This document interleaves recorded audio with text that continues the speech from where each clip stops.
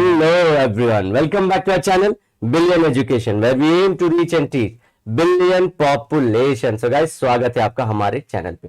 अब जैसा कि आपने स्क्रीन पे देख पा रहे हो, हम लोग करने वाले हैं एग्रीकल्चरल क्रेडिट इन इंडिया। मतलब क्या, खेती के नाम पे इंडिया में एग्रीकल्चर के नाम पे कैसे कैसे लोन देते हैं, तो उसी का क्लासिफिकेशन हमको इस लेक्चर में करना है। तो स्टार्ट करते हैं। Agricultural credit is an important pre requisite for agricultural growth. तो प्री रिक्विजिट मतलब देखिए, अगर आपको चाहिए कि इंडिया की खेती बहुत अच्छी हो तो कुछ भी करके, जैसे कि हम बोल रहे थे एजुकेशन, रूरल इंडिया को डेवलप करना, तो एजुकेशन बहुत बड़ी चीज है।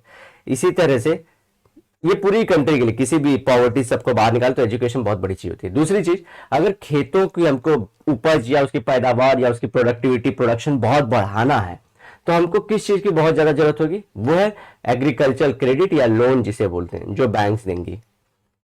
एग्रीकल्चरल क्रेडिट, और ये प्री रिक्विजिट मतलब हमेशा जरूरत होगी, इसके बिना आप ग्रोथ बहुत ज्यादा एग्रीकल्चर का नहीं कर सकते, यही इसका कहना है। Agricultural policies have been reviewed from time to time to provide adequate and timely finance to this sector. Adequate मतलब जितना चाहिए किसान को, एक फार्मर को जितना चाहिए उतना मिले और सही टाइम पे मिले। मतलब उसने लोन के लिए अप्लाई किया था बारिश के सीजन वाले क्रॉप के लिए और लोन मिला उसको ठंडी के सीजन में, तो ये तो बहुत गलत हो गया ना। वो 6 महीना लेट करके क्या पैसा, तो कितना एडिक्वेट मिलना चाहिए प्लस टाइमली मिलना चाहिए।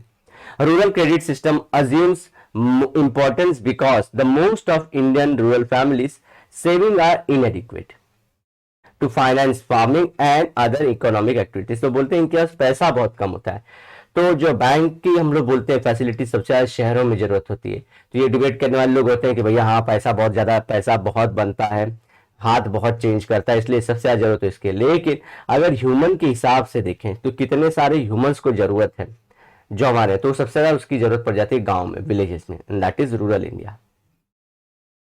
चलिए आगे बढ़ते हैं हम लोग। तो क्लासिफिकेशन ऑफ लोन कर देंगे गाइस, देखेंगे टेन्योर के बेसिस, मतलब कितने साल के लिए दिया जा रहा है। तो इसके कई टाइप हैं, जैसा कि आप लोग देख पा रहे हो। एक है, एक सेकंड से नीचे भी कर लेता हूं।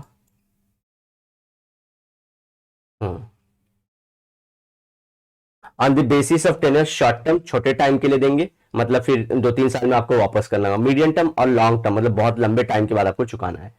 पर्पस के वजह से प्रोडक्टिव, अनप्रोडक्टिव। प्रोडक्टिव मतलब कि पैदावार के लिए, खेती के लिए, या खेती के अलावा, तो सी यहाँ पूरे में, इसी में हमारा पूरा सिस्टम आ जाएगा। तो चलिए वन बाय वन पढ़ना शुरू कर देते हैं। इसे अपने दोस्तों में शेयर कर देना गाइस, अगर अच्छा लगा जरूर लाइक करना। अब टेन्योर के बेसिस पे एग्रीकल्चर को क्लासिफाई करेंगे। It is credit requirement based on the time period of the loans. It is of 3 type. तो टाइम पीरियड, कितने साल के लिए लोन दिया गया, उसके हिसाब से लोन्स को बांटेंगे। कौन से लोन्स को, एग्रीकल्चर के भैया, ध्यान रखिए। शॉर्ट टर्म क्रेडिट, क्रेडिट मतलब समझ गए सिंपल गाइस, क्रेडिट मतलब बैंक क्रेडिट दे रही है किसको, एक नॉर्मल पर्सन को, तो ये देते हैं तो क्रेडिट। और जब हम बैंक में पैसा रखते हैं, ठीक है, तो ये भी हमारा पैसा यहां पे रखी रहे, जब निकालें इसे, हम लोग निकालें, यूज करें, इसे डेबिट बोलते हैं।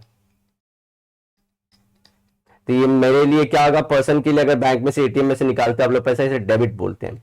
और बैंक जब आपको पैसा दे, दैट्स अ क्रेडिट। और जब आप पैसा रखो तो उसे डिपॉजिट, बैंक में जब पैसा रखो, याद रखिए। चलिए, it refers to loans not exceeding 2 years.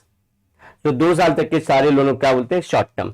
It is required for meeting the short term requirement of the cultivation. For example, loans required for purchase of fertilizer, देखिए high yielding variety seeds, for meeting expenses on religious and social ceremony. Social मतलब क्या हो जाएगा, marriage, ये marriage की बात है, ठीक है, कि अगर लड़के लड़की की शादी है या हाउस बनाना है, ये सब सारी चीजों से रिलेटेड, ठीक है। और रिलीजियस मतलब अगेन, जैसे कि किसी को पिलग्रिमेज पे जाना है, यात्रा करना है, तो ये सब सारी चीजों से रिलेटेड, ठीक है गाइस। चलिए अब हम लोग आगे बढ़ते हैं गाइस। अच्छा, हाई यील्डिंग वैरायटी सीड क्या होती है, हाई यील्डिंग वैरायटी सीड, ये क्या होती है गाइस, जो हमारी पहले की सीड थी ना, जो ओरिजिनली अर्थ पे थी, वो अब इतना अच्छा ग्रो नहीं हो पाती। जी हाँ, उनकी कैपेसिटी बहुत कम हो चुकी है ग्रो करने की। मतलब ये इतना सारा एक खेत में उगाएंगे यहां से, तो सिर्फ देगा समझो 2 किलो, वही हाई यील्डिंग वैरायटी सीड क्या होता है, साइंस वाले लैब में बना के देते हैं, बोलते हैं जाओ फार्मर्स ले लो, तो सरकार सस्ते रेट में दे देती है। तो अब इसी खेत से जो पहले 2 किलो दे रहा था, अब आप लोग 10 किलो तक निकाल सकते हो, वो सीड को यूज करके, वो सीड को यूज करके। सिर्फ वो सीड खरीद लिए, खेतों में उसको फैला दीजिए, और जैसा आप नॉर्मल डालते थे, वीट डालते थे, राइस डालते थे, इससे अच्छा आप लोग जो नया सीड गवर्नमेंट लाती है टेक्नोलॉजी की, तो वो डालिए, बहुत पैदावार होती है। ठीक है, तो ये होता है हाई यील्डिंग वैरायटी सीड। चलिए अब करते हैं mid term loan. Mid term loan, these loans are for a period up to 5 years, 5 साल तक के लोन्स को बोलेंगे हम लोग। These are financial requirement to make improvement on land, buying cattle और agricultural equipment, digging up for the canals. तो अपने खेतों में अगर आप लोग समझिए कि गवर्नमेंट ने मेन कैनाल दे दिया, अब आपको अपने खेत तक चाहिए, तो ये कैनाल आप ही बनाओगे, ये गवर्नमेंट नहीं बना के देगी। गवर्नमेंट सिर्फ रहती है मेन नदी से ला के गाँव तक मेन ऐसे बहा के ले जाती है, तो अपने घर खेत तक बनाना तो आपको चाहिए रहेगा। अब इसमें पैसा लगता है, तो गाइस इसकी पैसा ऊपर वाली क्या आता है, पैदावार देखिए, अगर समझे शुगर केन ग्रो किए, 1.5 साल बाद निकल गया, तो पैसा बेचने के बाद 5-6 महीना और रुक जाइए, तो 2 साल तक आप भर सकते हैं।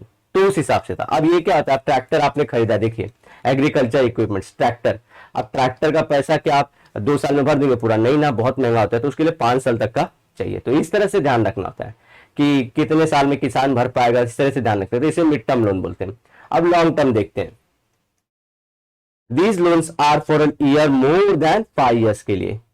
ठीक है, तो are generally required to buy tractors, देखिए आ गया। ठीक है, इक्विपमेंट और कौन से आ जाएंगे हमारे, ये जैसे नॉर्मल थ्रेसर आते हैं,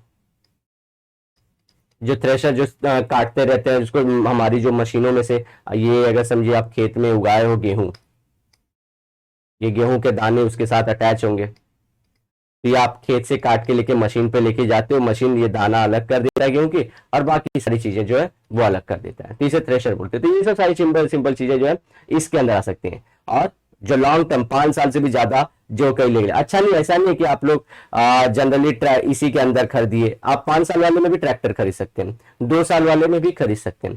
कैपेसिटी की कितना जल्दी आप लोग पैसा भर पाओगे, क्योंकि जितना जल्दी आप लोग कम पीरियड वाले में रखोगे, जितना कम पीरियड उतना फायदा, क्योंकि लोन कम रहेगा, इंटरेस्ट कम रहेगा ना, उस तरह से ये फायदा होता है। और ये किसके हिसाब से बोल रहे हैं कि जो ट्रैक्टर के पुअर किसान के लिए, और जो रिच होते हैं वो 5 साल में हटा देते हैं। अब रिच वालों की कहानी तो अलग लेक्चर में बता सकता हूं मैं, कि रिच वाले कैसे लोन लेके भरते नहीं है, फिर गवर्नमेंट माफ कर देती है। तो ये लोग इलेक्शन का वेट करते हैं कि इस इलेक्शन यही मुद्दा उठाएंगे और माफ कर देगी गवर्नमेंट, तो ये सब सारा सिस्टम चलता रहता है। सो पर्पस के हिसाब से, the agriculture credit on the basis of purpose for which the credit is used can be of 2 types. Purpose मतलब किस रीजन के लिए यूज किया जा रहा है, तो हमने देखा था प्रोडक्टिव, मतलब economic, purchase of tractor, land related, देखिए ये सब तो प्रोडक्टिव है ना, आप इसे जैसे ग्राउंड में से कुछ उगाना चाहते हो, इकोनॉमी को, देश की फायदा होगा, ये सब अच्छी चीजें। So are loans that are related to agricultural production, देखिए एंड इकोनॉमिकली जस्टिफाइड, तो ये देखिए कि सही है भाई, ये सही यूज कर रहा है। जस्टिफाइड वर्ड का क्यों, क्योंकि लोग क्या करते हैं, देखिए इसका गाइस रेट जो होता है ना कम होता है, ये 6% तक ही होगा। ये जो अनप्रोडक्टिव होता है इनका 8 से 9-10% भी हो सकता है।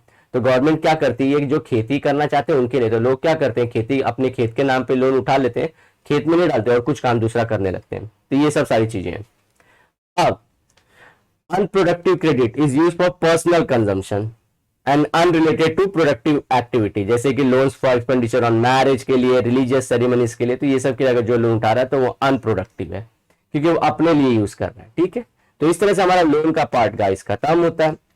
अब इसके बाद हमारे जो ये रह जाते हैं कि रिसोर्सेस कौन कौन से, ये देखिए बहुत इंपॉर्टेंट है, नॉन इंस्टीट्यूशनल और इंस्टीट्यूशनल। नॉन इंस्टीट्यूशनल मतलब गवर्नमेंट उनको नहीं मानती, फिर भी वो गांव में, जैसे गांव में जो उधार देने वाले हुए, जो जमींदार अभी भी थोड़े थोड़े हैं, अब बंद हो गया एकदम कहीं नहीं, लेकिन अभी भी 1-2 जगह जमींदारी है। फिर मनी लेंडर्स जो बनिया रहता है वो। इंस्टीट्यूशनल मतलब गवर्नमेंट जो सर्विसेज बनाती है, गवर्नमेंट जिसे एक्सेप्ट करती है, जैसे कि बैंक्स हो गए, ये सब अच्छे हैं, गवर्नमेंट यहाँ से अलाउ करती है, तो ये सब इंस्टीट्यूशनल। तो गांव में आपको पहले में बताया था कि बहुत तरीकों से लोग पैसा लेते हैं, तो नॉन इंस्टीट्यूशनल के बारे में हम लोग पढ़ेंगे। और उसके बाद में जो गवर्नमेंट ने बनाया, जैसे कि नाबार्ड हो गया और बैंक्स हो गए, कोऑपरेटिव बैंक्स हो गए, लीड बैंक का वो सब जो सिद्धांत है सब वो सब हम लोग इसमें पढ़ेंगे अपने इंस्टीट्यूशनल वाले पार्ट में।